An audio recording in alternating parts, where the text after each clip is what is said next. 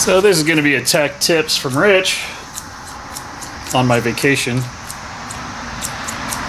Welcome back to Lucore Automotive Services. My name's Rich, and I fix stuff. Sometimes I try to fix stuff and I fail. Sometimes I win. These are the thin sheets of cardboard in the engine gasket sets. My guys at work wonder why I hang on to these, and I'm about to show you. I'm about to show you why I hang on to these little thin sheets of cardboard, because they're really good for making gasket templates.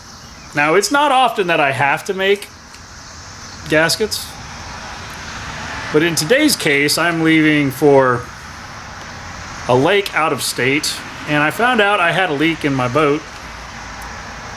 I was supposed to be leaving this morning, but that didn't happen. So I drove all over town and called all over town, and nobody has this gasket I need. And I want to go boating, so I'm going to make a gasket.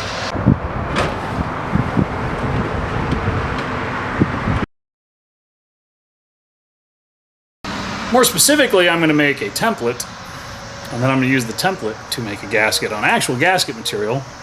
In a pinch, you could actually probably just make your gasket out of this stuff. If you make your surfaces really clean and flat, you could probably get away with that. I've even seen people use beer cartons, but I wouldn't recommend it. So give me a minute and let me get the hatch opened up and the exhaust riser off my boat. And we'll make a gasket. Now, making gaskets isn't a hard thing to do. Let me pull these two bolts out I have holding my riser on here. Now we're going to take this piece of paper. We're going to use a rubber mallet.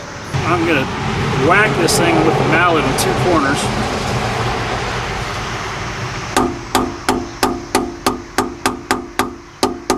Actually, I'm going to keep going because this mallet is filthy and it's making a really nice transfer. So as long as I hold it in place properly. Oh, missed. I could have used a bigger hammer, but it's tucked away for me to use later.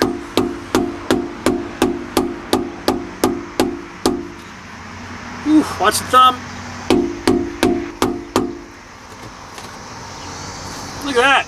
I got a template. So I'm going to cut that out.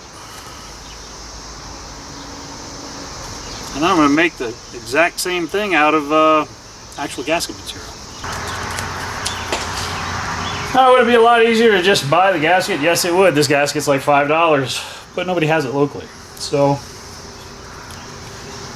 I want to go boating tomorrow. I was supposed to leave today, but I'm having technical difficulties. I actually have hole punches that are used for making gaskets, and I'll actually start my ends and punch my holes. I'll verify this lines up. If it doesn't line up, then I'll do it again. But in the meantime, it gave me a pretty good transfer, so snip snip. So we're not going to be fancy with this. Literally,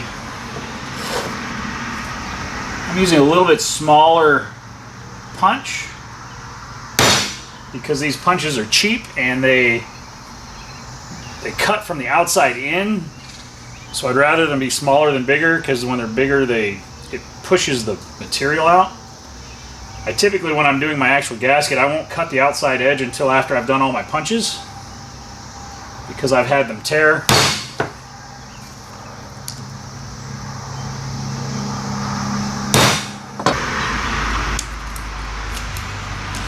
Well, that's looking pretty horrible. Always remember to do this on your boss's hardwood tables or your wife's butcher block countertops. She'll love that. Whew, well, that looks pretty good for 10 minutes work. Realistically, I could probably put put that in there and use it. But I'm going to use real gasket material. Where did I put that? So this one's Felpro. A whole bunch of different companies make them. This one's got 4 sheets in it. Thick cork, thin cork, a good paper board, which is what I'm going to use because it's thick enough to get a good squish. And then there's this thinner composite. It's actually a rubber fiber sheet. This one's a rubber cellulose sheet. So I'm going to use it. I actually have the correct gasket ordered. Ooh, I could make like 3 of those. Wow, making money at $5 a piece.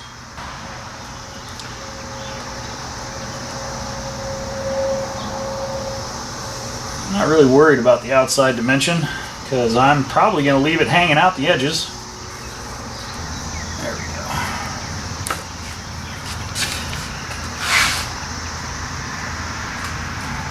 See if we can do this right. Alright, looks horrible. I don't care how it looks because nobody's going to see it. Except me. Alright, I'm going to cut this big because I just don't care. Because it doesn't matter. I'm going to go test fit this. And probably trim it again, but it looks pretty close. I'm dripping wet. It's so hot. Alright, let's see if my bolts fit through the holes. Oh, so gross.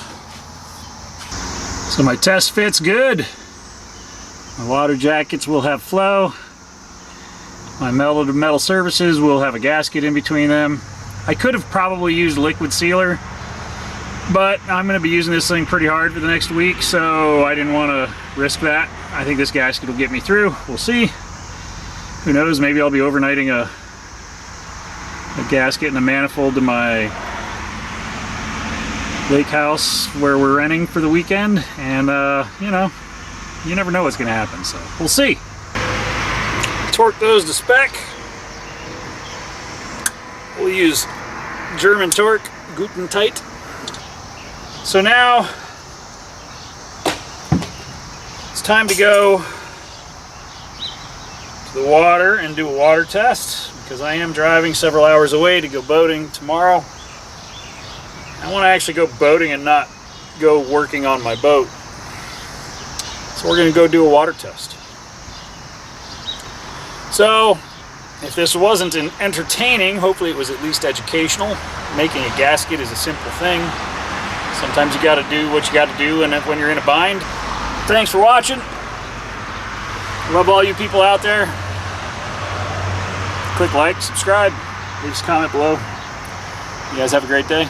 Consequently, if you are going boating, please make sure you have taken your boater safety course. It is required by law that you have your boater safety course and actually understand the rules of the lake. Every lake has its own rules.